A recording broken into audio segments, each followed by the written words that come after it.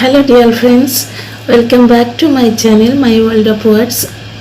গলার অবস্থা খুবই খারাপ, সুতরাং আওয়াজটা একটু অদ্ভুত শোনাবে।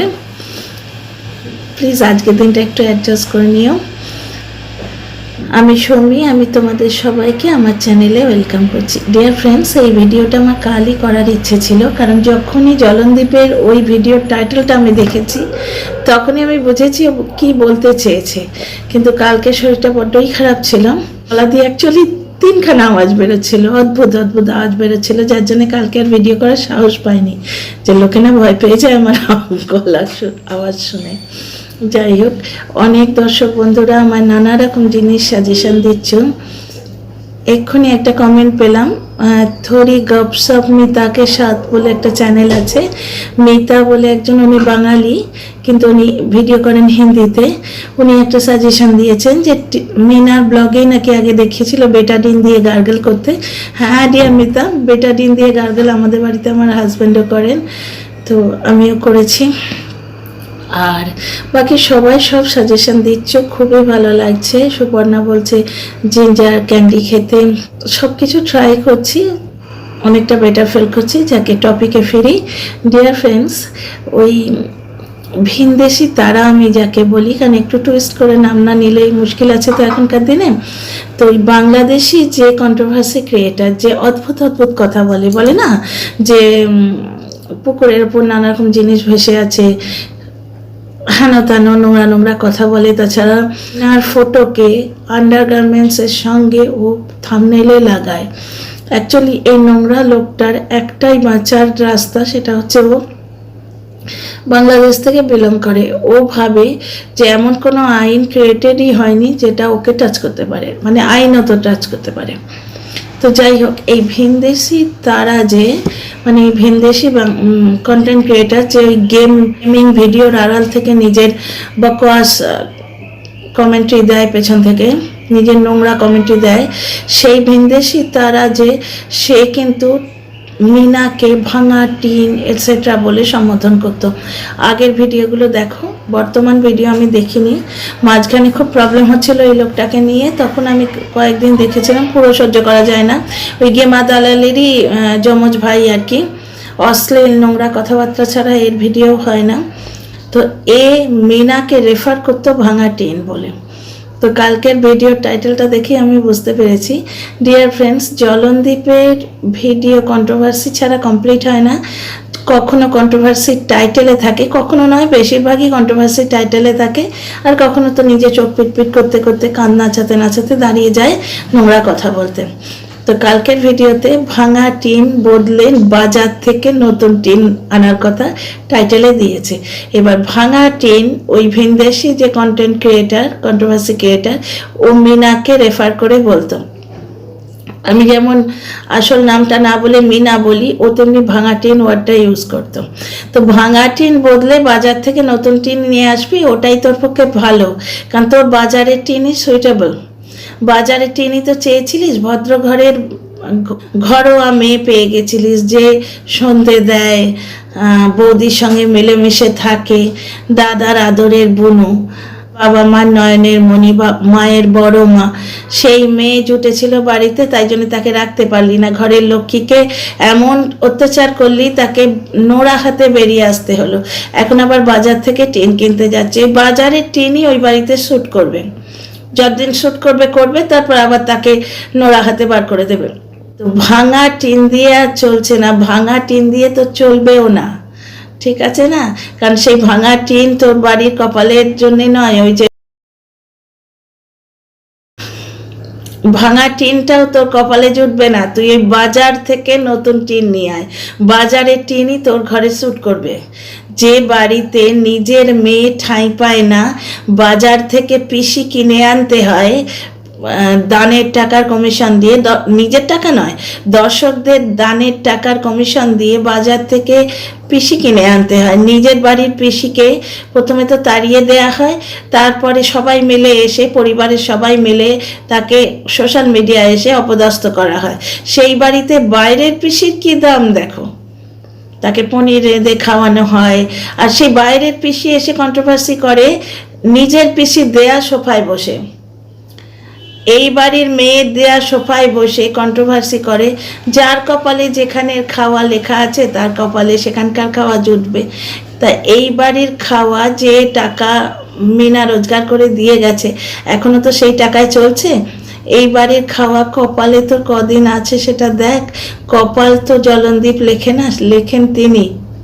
ওই মেয়েটা মুক্তি পেয়েছে, আজকে আমি খোলা গলায় বলছি। প্রথম থেকেই আমার এই মেন্টালিটি ছিল, কিন্তু বাচ্চাটা ইনভলভ বলে খালি মনে হচ্ছিল সংসারটা না ভাঙে যদি বেশ হয়। ওরা যদি আলাদা থাকে, হাজব্যান্ড ওয়াইফ ছেলে, তাহলে কিন্তু সংসারটা বাঁচতে পারতো। কিন্তু এই শাশুড়ির সঙ্গে কোনো দিনই বাজারের টিন বা ঘরোয়া বাড়ির টিন বা ভাঙা টিন, কোনো টিন দিয়েই এই ঘরের উনুন তৈরি হবে না, এই শাশুড়িটি যদি বাড়িতে থাকেন। ডিয়ার ফ্রেন্ডস, জলনদীপের মা যেখানে প্রেজেন্ট থাকবেন সেখানে কোনো ধরনের টিন দিয়েই বাড়ির উনুন বানানো যাবে না। ভাঙা টিন তো জুটবেই না, ভাঙা টিন ভেঙেই গেছে, সে কোনোভাবেই জোড়া লাগানো যাবে না। বাজারের নতুন টিন কিনে আনলেও এই শাশুড়ির হাতে পড়ে দুদিন বাদে সেই টিনও নোড়া হাতে ডুগডুগি বাজাবে, বেরিয়ে যেতে বাধ্য হবে। সুতরাং বাজারের টিনও এখানে টিকবে না, বাজারের টিন দিয়েও উনুন বানানো যাবে না যতক্ষণ এই মহিলাটি এখানে প্রেজেন্ট আছে। যে মা প্রাপ্তবয়স্ক ছেলে বউয়ের সঙ্গে এক বিছানায় শোয়, সেই মায়ের মানসিকতা বুঝতে পারছো না? ছেলে যদি বলেও থাকে যে মা তুমি এসির জন্য ঘরে শোবে এসো, মা নিজে থেকেই শোবে না, মার অস্বস্তি হওয়ার কথা। এবং সেই জিনিসটি ধীরে ধীরে এখন বোঝানোর চেষ্টা হচ্ছে ভিডিওর মধ্যে দিয়ে। লেটেস্ট যে ব্লগটা দিয়েছে তাতে বাচ্চাটাকে কোলে নিয়ে দেখানো হচ্ছে যে তোমার কাছে শোবে না আমার কাছে শোবে, মানে কায়দা করে ডিরেক্টলি এই কথাটাকে তো অ্যাড্রেস করতে পারছে না। এই কথাটা অ্যাড্রেস করলে নিজের দোষটা যে ধরা পড়ে যায় যে আমি এতদিন ছেলে বউয়ের সাথেই শুতাম, তখন সবাই জিজ্ঞেস করবে কেন শুতে ভাই। তো ওটা ডিরেক্টলি অ্যাড্রেস করা যাচ্ছে না, কায়দা করে দর্শকদের ওটা বোঝানো হচ্ছে। দ্বিতীয় কন্ট্রোভার্সিয়াল পয়েন্ট এখানে কি, আমি সোজা কথা সোজা বলতে ভালোবাসি। হ্যাঁ ভাই, তুমি বড় সোজা মানুষ, তুমি সোজা মানুষ, কিন্তু তোমার চুলগুলো যে বেঁকা, ওই বেঁকা চুল থেকেই বেঁকা বুদ্ধি আসে। কালকে ভাঙা টিনে ক্লিক বেকটা যখনই দিয়েছে তখনই বুঝেছি এক্স ওয়াইফকে ঠুকে আবার ক্লিক বেক দিয়েছে। এবার এক্স ওয়াইফের কথা কোনো না কোনোভাবে না নিলে ওর ভিডিওতে ভিউ হয় না। ওই যে ক্লিক বেটটা দিয়েছে, এবার দর্শকরা মানে এক তো নোংরা খাওয়া দর্শক যারা এবং নর্মাল দর্শক সবাই দৌড়বে, দেখি তো কি কন্ট্রোভার্সি দিল। ভাঙা টিন কথাটার সঙ্গে লোকে ওর এক্স ওয়াইফকে রিলেট করবে, কারণ এর যারা দর্শক নোংরা খাওয়া দর্শক তারা গিমা দালালেরও ভিডিও দেখে, আর নোংরা বেচা আর একজন কন্টেন্ট ক্রিয়েটার আছে, কে বলো তো, ওই ভিনদেশি তারা গিমা দালালের সমান নোংরা কথা বলে। বাপরে, দুজনকে বসিয়ে কম্পিটিশন করলে কে জিতবে বলা দায়। সমান গালাগালি দিতে পারে, আর নোংরা ইঙ্গিত এবং নোংরা কদর্য কথায় দুজনে মহা এক্সপার্ট। তো গিমা দালালের দর্শকরাই দৌড়য় ওই ভিনদেশি তারার ভিডিওর নোংরা খেতে। তো সুতরাং যারা গিমা দালালের ভিডিও দেখে তারাই জলনদীপের ভিডিও দেখে, জলনদীপকে সাপোর্ট করছে বলেই তো গিমা দালালের আজকে এত সাবস্ক্রাইবার বাড়ছে। সুতরাং জলনদীপের দর্শকরাই ওখানে যাচ্ছে, এটা কোয়াইট লজিক্যাল, এটা গেস করাই যায়। এবং তারাই এই ভিনদেশি তারার ভিডিও দেখে যে এক্স ওয়াইফকে, জলনদীপের এক্স ওয়াইফকে মানে মিনাকে ভাঙা টিন বলে রেফার করে। সুতরাং সেই সমস্ত দর্শকেরা সঙ্গে সঙ্গে ক্যাচটা লুফে নেবে, যে ক্যাচটা দিয়েছে জলনদীপ, ক্লিক বেট দিয়েছে, যে ক্যাচটা দিয়েছে যে ভাঙা টিন ফেলে দিয়ে এবার বাজার থেকে নতুন টিন নিয়ে আসবো। তোর মা বাড়িতে থাকলে না বাজার থেকেই আন, মল থেকেই আন, আর যে কোনো থেকেই নিয়ে আয়। তোর মা যতদিন বাড়িতে আছে ওই বাড়িতে কোনো টিনই শ্যুট করবে না। অবশ্য ওই বাড়ির জন্যে বাজারের টিনই ভালো, কারণ যে বাড়িতে নিজের পিসি ঠাঁই পায় না, বাইরে থেকে পিসি এনে তাকে পনির খাইয়ে সোফায় বসিয়ে কন্ট্রোভার্সি করানো হয়, সেই বাড়িতে কোনো বাড়ির ঘরোয়া টিন যে টিকবে না এটা তো বোঝাই যাচ্ছে। বাজারের টিনই সুইটেবল, সেটাই তো চেয়েছিল। মিনার ভিডিওতে আমরা দেখতে পেয়েছিলাম না, লাস্টের দিকে ওই ভয়ে তো মিনা পালিয়ে এলো। কি বলছিল যে তোকে সোশ্যাল মিডিয়ায় বেচে আর কতটা টাকা পাচ্ছি, এবার বন্ধুদের কাছে বেচবো। তোমরা সবাই ভিডিওটা দেখেছো, আমি আর বেশি রিপিট করছি না। শুধু তাই নয়, পাল্টি পিসোর ফোন থেকে আমরা জানতে পারছি, যেটা কল রেকর্ডে আমরা শুনেছি, পাল্টি পিসো কি বলছিল, যে ওর বন্ধুরা বলছিল, বাহ তুই তো বেশ একটা ভালো মাল পেয়ে গেছিস। এই ধরনের বাজারি কথাবার্তা যেখানে হয় সেই বাড়িতে বাজারের টিনে সুইটেবল। তো বাজারের টিনও কিছু করে নিতে পারবে না ভাই, যতক্ষণ তোমার এই মাটি বসে আছেন, এই যে মাস্টার মাইন্ডটি বাড়িতে ওখানে বসে আছেন, সে তোমার সংসার হতে দেবে না। আজকে আমি ভিডিওতে ক্লিয়ার কাট বলছি। এবং আর একজনকে নিয়ে এসছো তুমি, খাল কেটে অ্যানাকোন্ডা নিয়ে এসছো, গেমা দালাল সোফায় বসে কন্ট্রোভার্সি দিচ্ছে, যার কপালে যেখানে খাওয়া লেখা থাকে তার সেখানে খাওয়া হয়। মানে এইটাই হিন্ট করতে যাচ্ছে যে এই বাড়ির বউ সে বেরিয়ে চলে গেছে, দেখো তার কপালে এখানকার খাওয়া জোটেনি, এবাড়ির মেয়ের কপালে এবাড়ির খাওয়া জোটেনি, কিন্তু আমি গেমা দালাল, আমার কপালে এবাড়ির খাওয়া জুটেছে। ক্লিক বেট দিয়ে টাইটেল না দিলে ওর ভিডিও তো চলে না, মিনাকে কোনো না কোনোভাবে ছুঁয়ে না দিলে ওর ভিডিও চলে না। কখনো কন্টেন্টে আনতে হয় মিনাকে, ডিরেক্টলি দাঁড়িয়ে চোখ পিট করে নানা রকম কথা বলতে হয়, আমাকে ধমকি দিচ্ছে, কিতনে আদমি থে বলে আমাকে ধমকি দিচ্ছে। তার আগের ভিডিওটায় যে আমি বলেছি 12-14টা লোক এনে জজ সাহেবকে ঘিরে তামাশা করা হয়েছিল, সেই কথাটা আমি বলে গেছি। কিন্তু কিতনে আদমি থে যখন বলেছিল, কারণ তার বাবাকে আমি খৈনিওলা বলেছিলাম, তো সেই জন্যই সে বলেছিল, সেইটা আমি ধমকি হিসেবে নিয়েছি। এইরকম ডিরেক্টলি কন্টেন্টে কখনো মিনা ঢুকে যায়, আর টাইটেলে মিনা তো রোজ থাকে। গতকালের ভিডিও টাইটেলে ছিল ভাঙা টিন দিয়ে আর হবে না, ফেলে দেবো, বাজার থেকে টিন নিয়ে আসবো। আর আজকের ভিডিও কি বললো, সোজা কথা আমি সোজাভাবেই বলি, কারণ ভাঙা টিনটা যে লোকে বুঝতে পেরেছে এই কথাটা, সেটা আজকে এক্সপ্লেন করতে এলো একটা ভাঙা টিন দেখিয়ে। তোর টিনটা ভাই ভেঙেই গেছে, এবং বাজার থেকে টিন আনবি সেটাই তোদের পরিবারের সুইটেবল, কারণ তোদের পরিবারে পিসিও তো বাজার থেকে কিনে আনা হয়, তোদের পরিবারের সমস্ত সম্পর্ক ভিডিওর জন্য কিনে আনা হয়। সুতরাং যে টিনটা রান্নাঘরে ঢুকবে, যেটা বাড়ির হেসেলে ঢুকবে, সেই টিনটা বাজারের হয় বাঞ্ছনীয়, কারণ ঘরোয়া পরিবারের ভালো মেয়ে এই বাড়িতে তো টিকবে না, ভালো টিন এই বাড়িতে থাকবে না। এই যে লোকটা, এই লোকটা নিজে ছাড়া আর কাউকে বোঝে না। একটি পয়সা যদি পাওয়া যায় সেটা নিজের পেছনে খরচা করব, আর কারোর পেছনে নয়। মায়ের সুগার ধরা পড়েছে, কন্টেন্ট বানাতে গিয়ে বলে ফেলেছে, আর পড়েছে ফাঁপড়ে, দর্শকরা কনসার্ন দেখাতে শুরু করে দিয়েছে। এবার ভাত, আলু, চিনি এইগুলো খাওয়া দেখালেই দর্শকরা চেপে ধরছে যে সুগারের রোগীকে এইগুলো কি করে খাওয়াচ্ছ। তাই জন্য দেখিয়ে দিল 2 দিনের মধ্যেই সুগার একবারে ছুমন্তর, তাই তো। কিন্তু দর্শকরা ঠিক সে অতটা কাঁচাগুলিটা খেলো না। মানুষ তো রে বাবা, নোংরা খাওয়া মানুষ হলেই বা। মাকে ভালো ভালো খাবার খাওয়াতে গেলে মায়ের পেছনে তো খরচা করতে হবে, মায়ের পেছনে সে খরচা কখনো করে? বউকে বঞ্চিত করে দুর্গাপূজায় মাকে শাড়ি কিনে দিল। কিরম শাড়ি কিনে দিল? যে শাড়িটা ওর পছন্দ। সেই ভিডিওতে আমি তখনও পয়েন্ট আউট করেছিলাম, আমার এই শাড়িটা পছন্দ হয়েছে তাই আমি মাকে কিনে দিলাম এই শাড়িটা। মা পরবে শাড়িটা, তো শাড়িটা তো তুই পরবি না, তাহলে শাড়িটা তোর পছন্দ হওয়া দরকার না মার পছন্দ হওয়া দরকার? কথাটা এইভাবে বলা উচিত ছিল যে এই শাড়িটা মায়ের পছন্দ হয়েছে তাই মাকে তার পছন্দসই শাড়ি কিনে দিলাম, তা নয়। আমার টাকা, সুতরাং আমি আমার পছন্দের শাড়ি কিনে দিলাম। যেদিন বলল ছেলের আবদারে আমি মাংস নিয়ে এসেছি, সেদিনে আমার কিরকম একটা অদ্ভুত লেগেছে। এই লোকটা ছেলের কথায় মাংস আনবে তাই হয়? ঠিক তাই।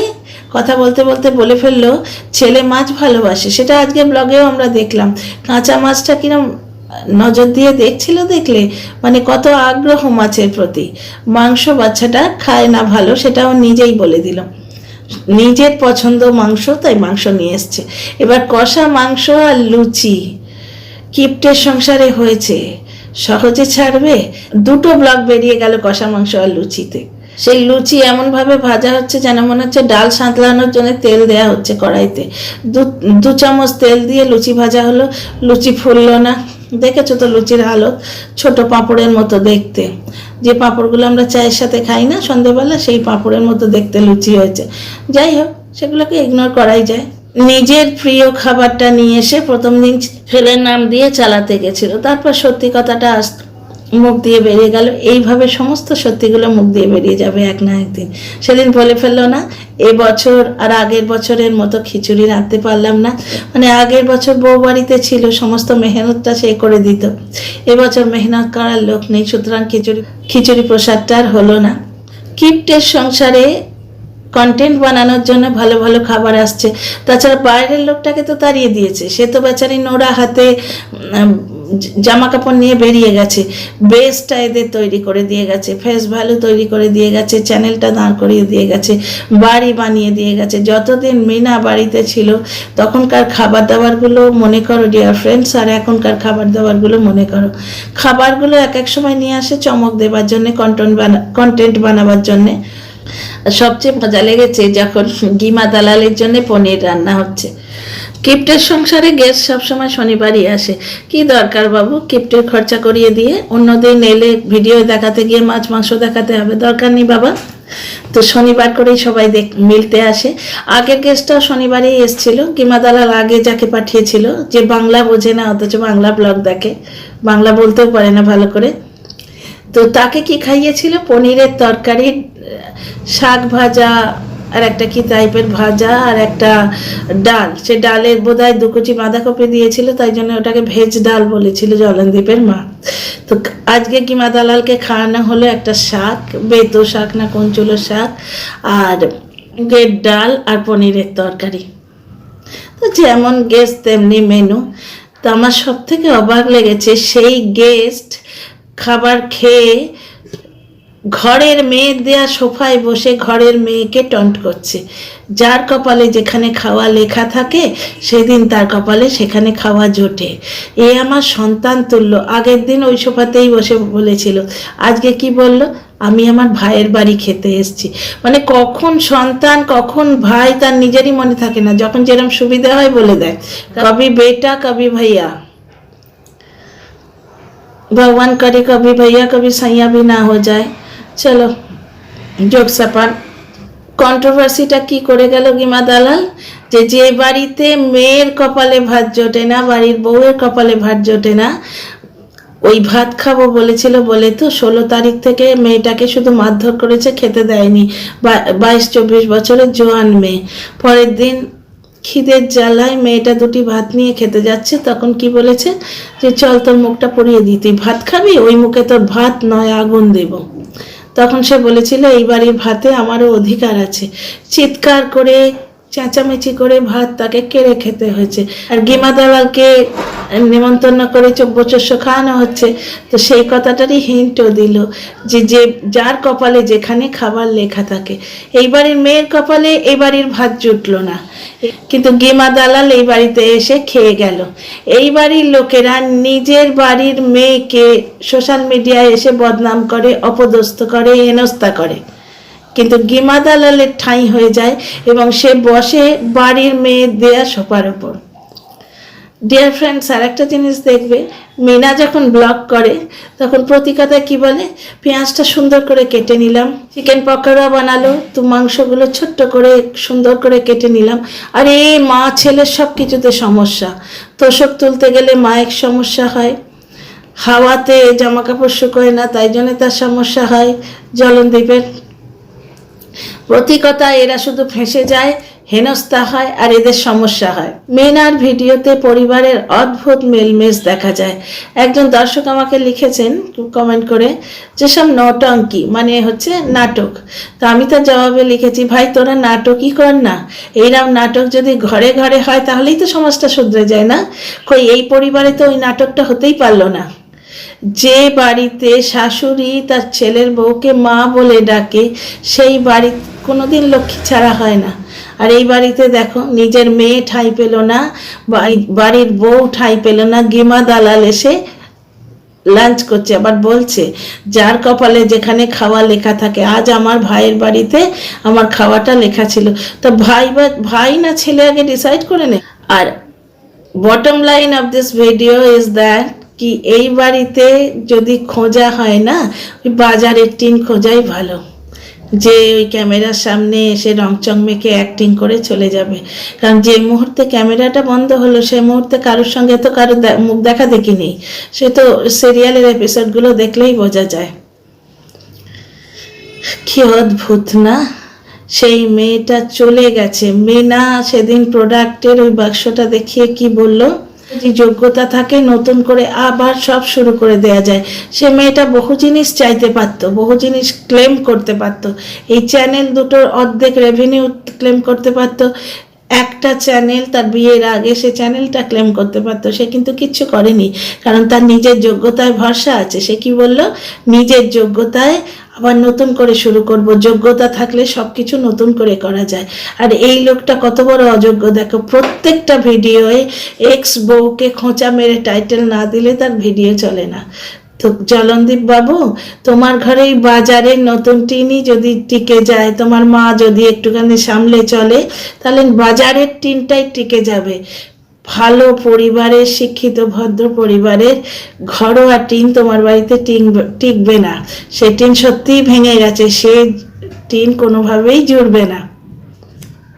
See you in the next video.